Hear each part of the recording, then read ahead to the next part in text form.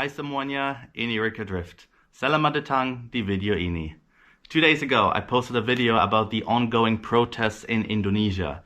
And since then, there have been multiple new dramatic developments. Most importantly, TikTok has been restricted in the entire country because a lot of people have been using this platform to live stream protests. It looks like authorities are trying to prevent that, and in some places CCTV cameras have even been shut off, and some of you in the comment section of my last video have voiced concerns that the internet could be cut altogether. So the outside cannot see what is happening in Indonesia. That's why it's even more important that YouTubers like myself talk about this online to raise awareness about what's happening on the streets of so many Indonesian cities. And guys, I know I only have a small platform, but hopefully I can use it the right way and be helpful with this. Alright, let's get into the updates. On Saturday, protests spread from the capital Jakarta to many other Indonesian cities. The catalyst for that was the death of Ahmad Sahroni, and people becoming increasingly angry about that. In the beginning, it was more of a student protest, a labor union protest, but increasingly more and more people from the middle of society have joined these protests. The local parliament building in Makassar, Sulawesi Selatan, South Sulawesi, has burned down. And in Jakarta, 7 bus stops of the operator TransJakarta were destroyed.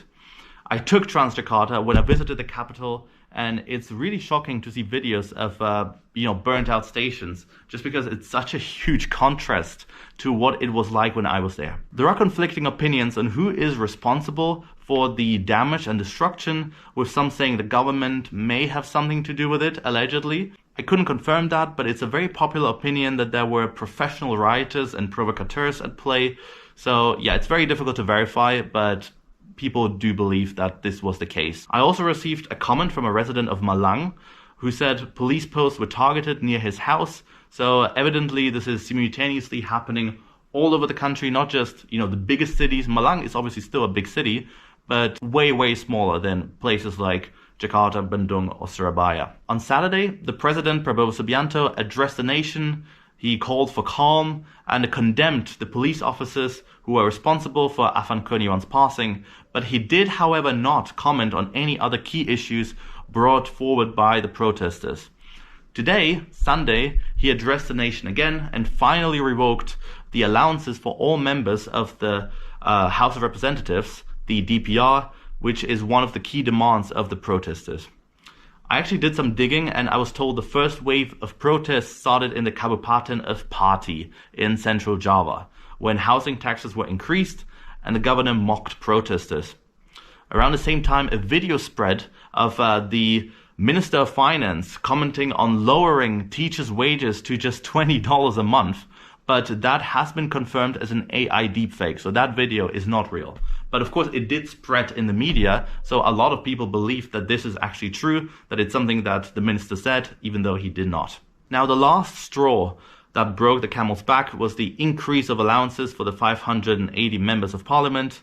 Most of them live lavish lives in the rich areas of central and South Jakarta, in mansions that cost dozens, if not over 100 billion Indonesian rupiah, so up to 10 million euro. These mansions come with tall walls, with indoor swimming pools and multi-car garages, while ordinary people struggle to make a living. In my last video, I mentioned that these allowances can be as high as 100 million rupiah per month, which is $6,000, and I received a comment saying it can be much higher than that, and that this figure does not account for any illegal wealth gains, allegedly. And then after a recent parliamentary session, members of the DPR started singing a song and dancing to it after signing into law a reform that would make them even wealthier. One lawmaker by the name of Ahmad Sahroni called protesters stupid for demanding the DPR to be dismantled. But yesterday, his house got raided by protesters who found luxury items while he himself was photographed at the airport waiting to leave Indonesia for Singapore. Today, in his address, the president suspended him, as well as another MP by the name of Nafa Erbak from the DPR. Multiple other MPs are currently in Australia for the Sydney Marathon, which is happening today, on this Sunday, August 31st, and one was filmed with his wife luxury shopping in Guangzhou, China. Alright guys, now where do we go from here? Now that some key demands have been fulfilled by the president, will the protests stop? or will this still continue? That's impossible to answer because some protesters still demand the dissolution of the entire DPR, while others are pretty content with what has happened now. From what I've heard, the situation has calmed down a little bit. So if you're in Indonesia, please let me know what it is like where you are and whether protests are still ongoing or whether, the cleanup has started, basically. And guys, thank you for all your comments on my last video. I have read them all. Thank you for educating me and anyone who is outside of Indonesia on what is happening in your country, because this is such an underreported topic.